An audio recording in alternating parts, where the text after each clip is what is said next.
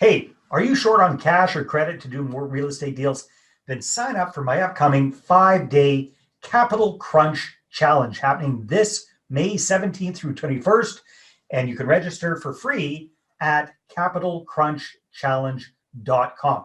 You're going to come away with this with a full roadmap on exactly how to raise six figures or more in 6 weeks or less and explode your real estate portfolio, even under today's challenging circumstances. All right. So each day is going to be full of training. It's a full on training. And there's going to be action assignments. There's going to be live Q&A. There's going to be handouts. I'm going to be recording it, keeping it up for the week. So if you can't make any of the classes live, you can always check back and check out the recording. So again, go to capitalcrunchchallenge.com. Get your spot today. Let your other real estate enthusiast friends know about this, and we'll see you on May the 17th. Take care.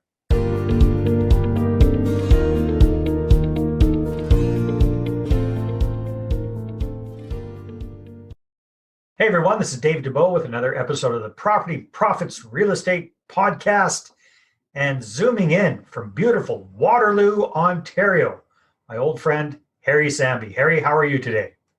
I am brilliant. Thank you for having me. It's a pleasure to be here in your show.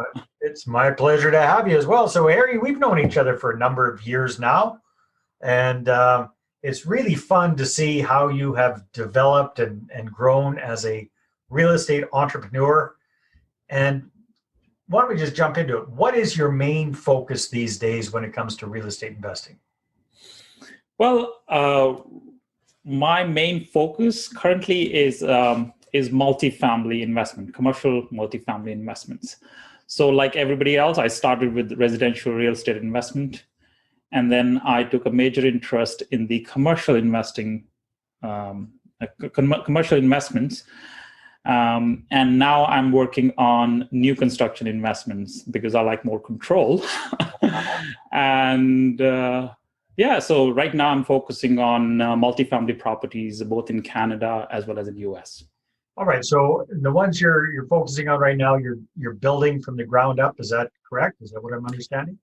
Well, I'm working with or I'm having in conversation with various different developers to see where we can partner up for the new construction acquisitions rather than the old assets. New construction acquisition. So you're buying stuff that's already built. Is that what I'm understanding? Yep. Okay, fantastic. So Harry, why don't you tell us a little bit about your progression with real estate investing? You start with single family homes. You got into multifamily properties.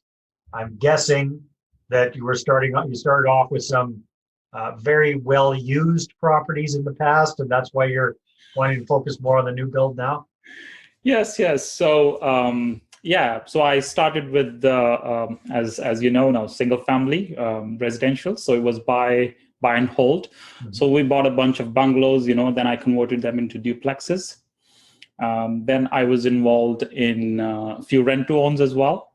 And I was also involved in a Severance project as well, where we ported the mortgage. We converted a house into a duplex and ported the mortgage from a bigger lot to a smaller lot and have a free and clear lot on the side.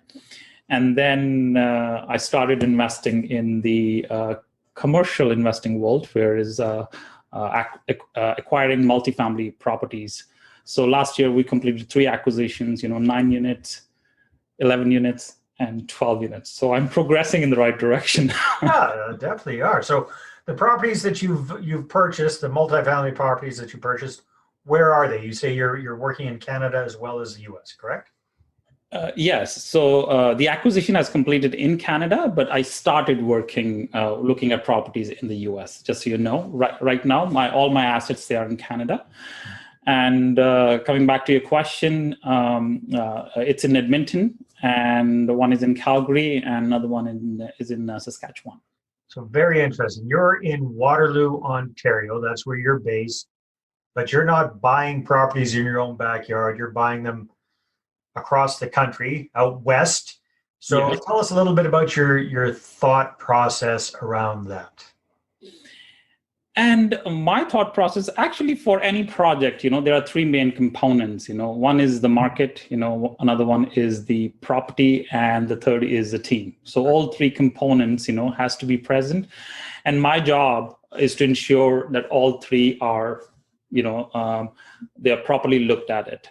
So in Edmonton, that project, it was 9 townhouses which we acquired.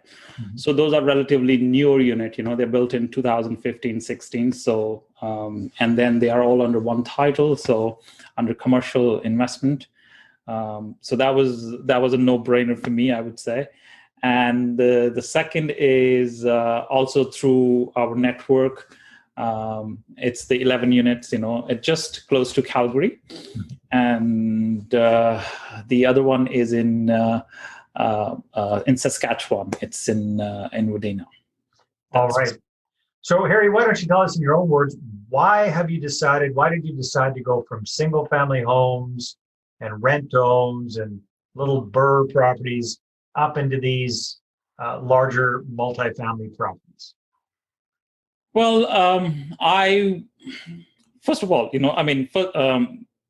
multifamily or multifamily apartment buildings, first economy of scale is there. Like if you are owning a single family, and your tenant is out, so you have 100% vacant property. Yeah. Even if you have a duplex, then you have a 50% occupancy. However, if I have 10 units and one tenant leaves, I still have 90% occupancy.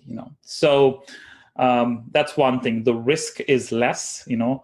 The second is also there is less competition as well. And now I think people have started to get into multifamily a lot. But I think once you establish a good business relationship with your team, your broker, your property manager, your leasing agent, everybody, is on the team. Once you have good relationship, it's like a well-oiled machine. I would say it's easier to manage, and there is an economy of scale is there as well. So that.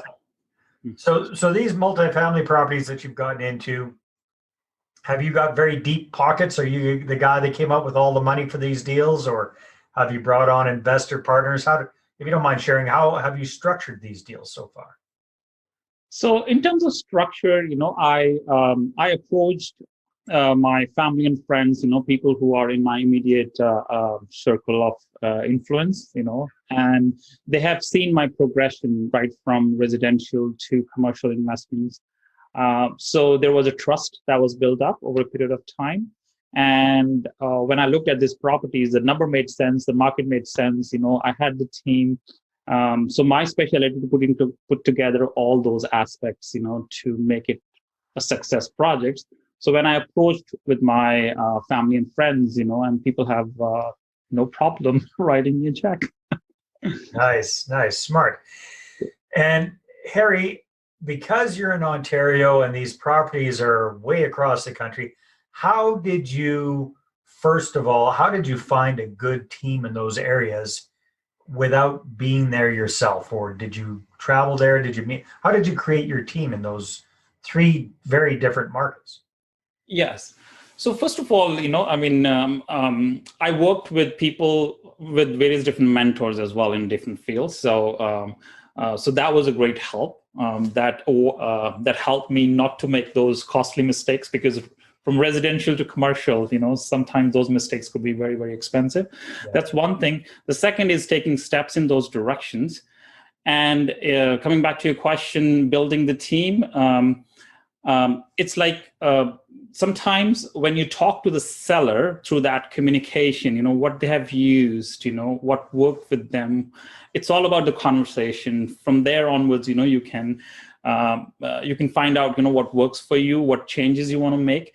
And usually, it's a gradual process. You cannot have an ideal team right from the get-go. You start with the existing team and see what works for you. And later, over a period of time, you change what is not working for you. And then you make those small changes, those incremental changes. And sometimes it takes almost a year to 18 months, for repositioning, decreasing the vacancies, increasing the net operating income. or sometimes you have to change the tenant mix as well. So it's all gradual process. But again, you're completely reliant on your property managers primarily to do that kind of work for you. So how do you, because this is one of the big hassles I hear a lot of people complaining about is finding good property management. So how did you find good property management in these three very distant and different markets from yours? Okay. So first of all, communication is the key, and Zoom has made things very, very easy nowadays. So nowadays you don't have to be present, where you do business, and every week we have a meeting, with my property manager. So I have 3 property managers so far, so I have meeting booked like for half an hour meeting every week. And we just talk about it, what needs to be done. Okay, is there anything I can help you with? And my job is to provide them with all the resources to make their job, easier. So what does that mean, for example? So let's say we're talking about your property in Edmonton. So first of all, smart, you're having a weekly meeting. You're not being reactive and just waiting for the shit to hit the fan. You're actually proactively meeting with your property managers, not once a month, but actually every single week, which I think that's very smart. That's key. But then in order for you, what resources besides money are you bringing to the table for them to help them with their jobs? Correct. Yes. So I'll give you one example. So we had out of 9 units, those are in Edmonton. Yes. So there were 2 vacancies were there. So I asked, okay, where we are advertising, so my property manager, he was advertising in Kijiji, So what I did here, I become a part of various different Facebook groups here, right, from Ontario. And I ran an advertisement on Facebook where his contact information was there. So I was generating lead for him to make his job easier. Not only that, I also made connection with other owners of multifamily as well. So in Edmonton, yes, in the same area, where okay, what do you see the market? Where do you look for tenants? And now if I have more application than I need, I pass it on to that person. And if he has more application, what he needs, he pass it on to me. Nice. So not only that, not competition. That's very smart, Harry, because most of us would be thinking, hey, the guy with the apartment building down the street, that's my competition. There's no way in hell I want to help that person out. You've got a completely different view on it. You're saying, hey, if you've got excess applicants, if I've got excess applicants, I'll send them your way and vice versa. So you're looking at each other for support when you need it. Very smart. Yeah. And property manager does get paid regardless. I'm saying, it's so you are managing it, you will get it. Whatever we agreed on. It's just, if we can do the if we can have tenants right from the get-go, right when the vacancy starts, it's way better than waiting for a month, and then waiting for the property manager to do to fulfill the vacancy. Yeah, no, but again, Harry, hats off to you, my friend, because that is very proactive. Most people, myself included, unfortunately at times, we assume, hey, we're paying this property management company to take care of business for us. Let's let them do their job, which, is fine. However, what I'm seeing that you're doing, which is really smart, is let's help them. Let's not completely rely on them, because you understand that you're just one of their customers. They've got a crap ton of other buildings that they're managing. Their focus is not 100% on Harry Samby, but Harry Samby's focus is 100% on Harry Samby. So you're doing everything you can to make their job easier. And bottom line, it's not even about that. You're doing everything you can to help them fill vacancies, because that's really all you and your investors care about, right? Is keeping that place full. Yeah, and I want to add something here as well. Not only that, also how you add value to their business as well. Now, my resident caretaker for that building, that other property owner and myself, we shared the same resource now. Interesting. Right. So you kind of partnered up with your competition. Yeah, I partnered up with my competition, and then based on how many units he has and how many units I have, see what is the overall cost. We shared it on monthly basis. Smart. Very, very smart. Look at you. All this cool stuff that you're doing. All right. So that's really, really smart, Harry. Again, hats off to you for thinking outside the box and taking responsibility and not leaving it all on your property manager, and also looking at creative ways to share costs, lower your expenses, and work with your competition. I love it. That's really, really smart. Good. Thank you. So, Harry, what would we're going to wrap up here pretty quick because time flies when we're having fun here. But what would you say have been some of your biggest lessons or aha moments throughout your journey so far with real estate investing? What really kind of sticks out to you as something you really understand well now? I think my aha moment, I would say in one word, is mindset. Okay. What does that mean for you? What that means for me is where I'm spending time to create awareness for. Wherever I spend my time to create awareness for me, that's the direction I'm moving in. So what it means is, let's say I want to invest in the US. Let's say I just mentioned to you, So I'll have to increase my awareness in that direction, So right now I may not have all the necessary skills. So I need to look at my box, what I have in terms of resources with me and what I need. And every single day, I should put my mind to it to make some incremental improvements in order to reach that goal. So I actually joined program from Bob Proctor as well, on mindset. Yeah. So that was really, really helpful and very eye-opening as well. And that's why I think I was able to 10x my portfolio in 1 year. That's amazing. That's wonderful. Harry, this has been great. I want to thank you very much for your time. If people want to find out more about Harry Samby and what you're up to, and perhaps even reach out to you, what would you have them do? They can reach me out at harry@millennialcapital.com. It's Harry, my first name, Harry, at millennial, it's MILANEIL.com. Beautiful. Harry, thank you so much. It's been a lot of fun. Yeah, thank you. All right, everybody, take care, and we'll talk to you on the next episode. Bye-bye. Well, hey there. Thanks for tuning into the Property Profits Podcast. If you like this episode, that's great. Please go ahead and subscribe on iTunes. Give us a good review. That'd be awesome. I appreciate that. And if you're looking to attract investors and raise capital for your deals, then I'm going to invite you to get a complimentary copy of my newest book, right back there. There it is.